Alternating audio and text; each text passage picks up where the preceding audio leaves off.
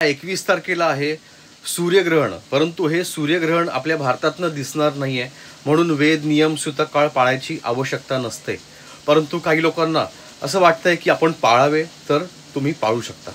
मित्रांनो, ह्या 21 तारखेलाच आहे सर्वपित्री अमावस्या. ह्या दिवशीच तुम्ही सर्व पितरांच्या दृष्टिकोनातनं तर्पण करायचं आहे. पिंपळाच्या झाडाची पूजा करून जल अर्पण करणे, अंगठ्याच्या मार्फत पाणी सोडायचं आहे. मित्रांनो, त्याचप्रमाणे आपल्या घराच्या मुख्य दरवाजाच्या ठिकाणी एक वाटीभर तांदूळ, काळे तीळ 1 चमचा हे ठेवून द्यायचे आहेत मित्रांनो. आणि दिवसभर ठेवायचे आहेत. संध्याकाळच्या वेळेस किंवा दुपारच्या वेळेस तुम्हाला पिंपळाच्या झाडाखालती किंवा मोकळ्या मैदानामध्ये ते तांदूळ किंवा धान्य पसरून टाकायचं आहे. पक्ष्यांसाठी, गायीसाठी नैवेद्य साईडला काढून ठेवू शकता आणि पितरांसाठी नैवेद्य हा बाजूला काढून ठेवू शकता.